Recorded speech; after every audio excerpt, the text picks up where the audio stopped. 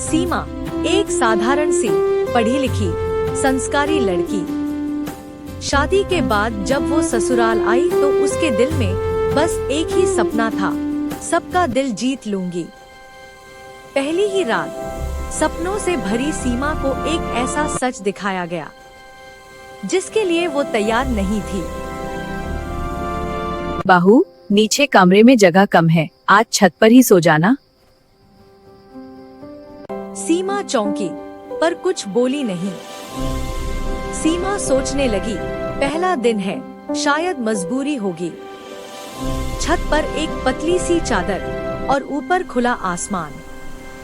ठंडी हवा सीधे उसके दिल तक उतर रही थी। अगली रात भी और उसके बाद भी सास रोज वही शब्द कहती, आज भी छत पर ही सो लेना बहू। सुबह होते ही तानों की ठंड शुरू हो जाती। सास तीखा ताना मारती, अरे, हमारे जमाने में तो बहुएं ठंड में भी काम किया करती थी। ये आजकल की लड़कियां बहुत नाजुक हैं।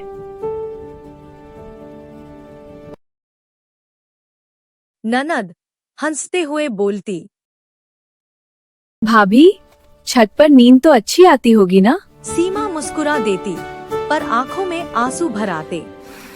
एक दिन सीमा ने हिम्मत जुटाई और बोली, सुनिए, मुझे छत पर बहुत ठंड लगती है।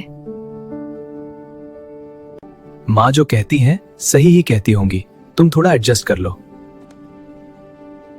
उस पल सीमा के दिल में कुछ टूट गया। हर रात छत पर लेटे लेटे सीमा अपनी माँ को याद करती। माँ की बात उसे याद आती कि बेटी, अगर कभी दर्द हो तो चुप मत रहना। पर यहाँ चुप रहना ही उसकी मजबूरी थी। एक रात ठंड बहुत ज्यादा थी। सीमा को तेज बुखार हो गया।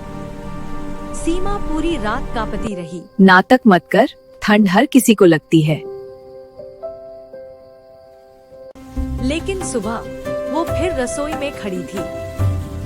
नेबर पूछती है कि इतनी ठंड में बहू को छत पर सुलाते हो, दिल नहीं पसीजता? सास झेंप गई पर कुछ बदला नहीं।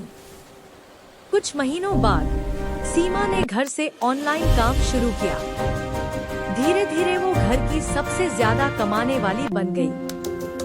बिल, खर्च, इलाज सब सीमा संभालने लगी। सास नरम आवाज में बोली, बहू, अगर ठंड लगती है तो नीचे सो जाया करो। सीमा मुस्कुरा दी पर जवाब नहीं दिया। एक दिन सीमा की माँ अचानक मिलने आ गई। माँ छत देखकर बोली, अरे, यहाँ कौन सोता है? सीमा चुप रही। यही सोती है बहू, ठंड में भी। माँ की आंखें भर आईं। माँ सख्त आवाज में बोली, बहू नौकरानी नहीं होती और संस्कार ठंड में नहीं जमते। पूरा घर सन्न रह गया। सीमा बोली, मैंने हर रिश्ता निभाया पर अब खुद को भी निभाना है। सीमा अलग रहने चली गई, अपने सम्मान के साथ। कुछ महीनों बाद वही ससुराल वाले माफी मांगने आए। सीमा ने माफ कर दिया पर एक बात साफ कह दी, प्यार दबाव से नहीं, इश्क से मिलता है। ठंड में छत पर सुलाना सिर्फ शरीर को नहीं, आत्मा को भी ठंडा कर देता है।